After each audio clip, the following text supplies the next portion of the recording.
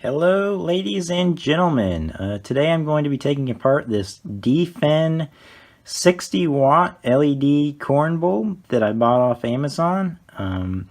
It's rated for 100 to 277 volts AC, 50 to 60 hertz, 6/10 of an amp, 60 watt, and it has the E26 base, which is the typical standard house light bulb base. You know what I'm talking about. It's not the small one, it's not like the big industrial one, but it's the normal sized one.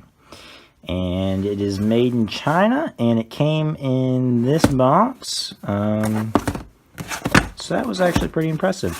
And it says it has a fan in it. So this was like the smallest rated light bulb that has a fan in it. And originally I had planned to put it in the luminary in my garage, in the garage door opener, but it wasn't, it was too big for the compartment, which I could have measured, but I didn't. So I wanted it anyway. But it comes nicely packaged, as you can see, in this box with some literature that I'm sure has something to do with whatever it is I bought. And the color of the bulb is 5,000 Kelvin, so it's like sunlight white. And this is what it ends up looking for. It's got 360-degree lighting, bunch of LEDs. There's your E26 base, and didn't actually say the lumens on here, which was pretty annoying, but it was supposed to be, I think it was like 6,000 lumens or something. It's supposed to be like 5 times brighter than a 100-watt light bulb, incandescent light bulb. So let's see, the best way I saw to take this thing apart was to start with these guys right here. So on okay, now we're going. So this is the actual light bulb I bought on Amazon. Hopefully you can see that. That's the thing of it, and it's rated, it says on the listing that it is 8,100 lumens. And it gives 135 lumens per watt. And another interesting tip that it gives is it has an ingress protection rating of 64, which, if you're like me, you didn't immediately know what that meant. But IP stands for ingress protection. 6 is the first number, which is for the solids ingress, and 6 means it says dust type, which is the highest rating, and then 4 is the water rating, which is splashing water. So water splashing against the enclosure from any direction shall have no harmful effect. So I guess we'll be looking at that too. And it was, I think it was RU or UL listed or something. Yep, UL listed. So this should be safe. I don't know what test it has to go through to get that rating. But so here is the light bulb. As you can see, I actually took out those 4 screws that I was struggling with. So if I get a better angle here, oh, it's terrible. All right. Yeah. I don't know.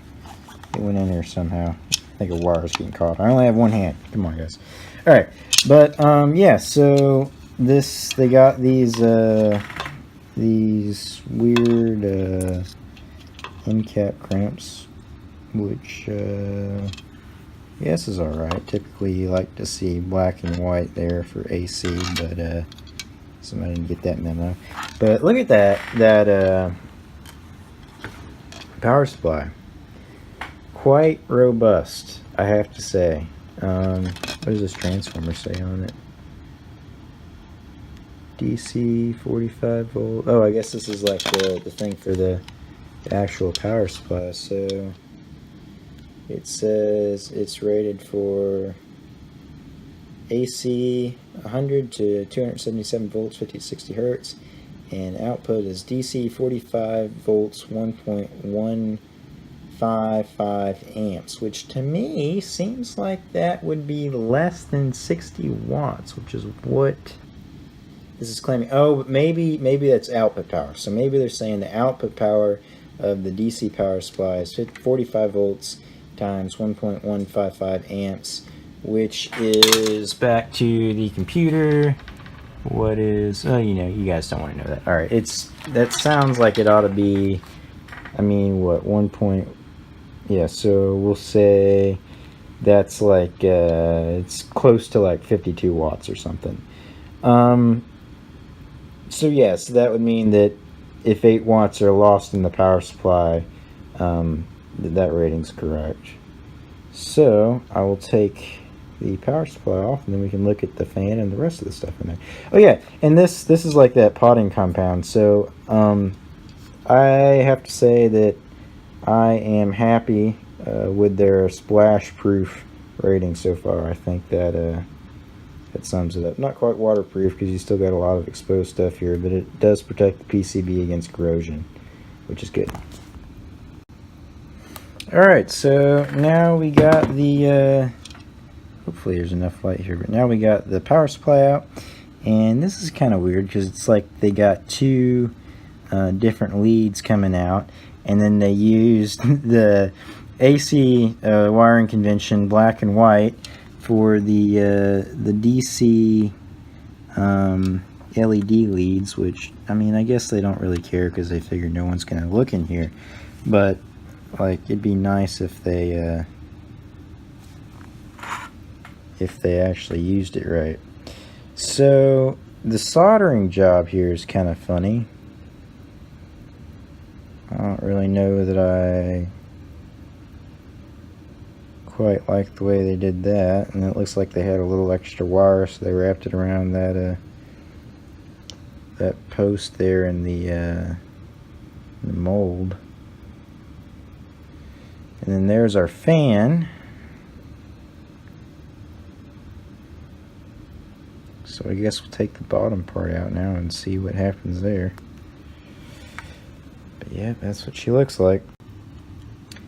Okay, yeah, so I just realized something else here. They actually used heat shrink around these wires, which I think is kind of weird. Because you can tell it was a red wire and a black wire, and then they put black heat shrink and white heat shrink around it. Not sure why they did that. But also I noticed that these two different leads, one is for the fan and the others are for the LEDs. You can actually see on the PCB there it says fan. And so I would assume that the fan is like probably a 12 volt fan or something, and the LED board must be the 48 volt DC board. So that's interesting too. Okay, so I really didn't want to have to desolder and resolder any wires, so I think this is as far as we're going to go with this disassembly. But it's pretty neat. You can actually see it's got all these little plastic things that go on the outside of these cobs to protect them from, you know, water splashing, and so I took all of them off. And this is actually an aluminum heatsink. This whole thing's a big piece of aluminum, and I don't know. Let me try and get the thing to focus. There we go. So it's got a 12 volt DC fan, and that pushes air up through this heat sink and then out through these fins here that these cobs are attached to. And this thing goes on top. That's the top LED part, and then that's the bottom where they're all soldered together. So you got each one of these things. I guess these are probably all in series, and then each one of these chips or each one of these PCBs are in parallel. So I'll put it all back together and show you that it works. Thanks for watching. Oh, what was that? That's interesting. Maybe I will continue to take it apart. Okay, so just to prove to you that I can take something apart and put it back together, here's the 8100 lumen 60 watt LED bulb, forced induction, forced convection light bulb with 5000 Kelvin color intensity, and the fan isn't actually that loud. You can hear it, but it's nothing that would bother me, and I'm pretty sensitive to noise. But that be it, folks. She's a bright one. ought to be able to see what I'm doing in here now.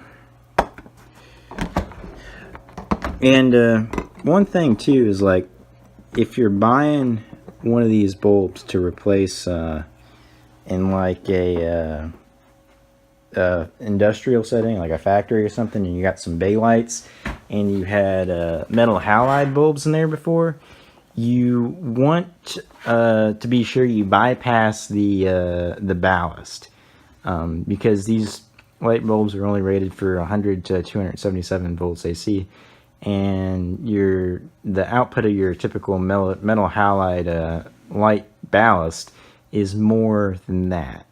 And basically all ballast is a capacitor and a big transformer that ups the voltage so that, I don't know, some sort of reaction or something takes place and the electrons get excited and they make light. But if you're going to put these in those types of lights, you have to make sure that you bypass the ballast. Otherwise, it will not work and bad things will happen and it'll probably blow up. So don't do that.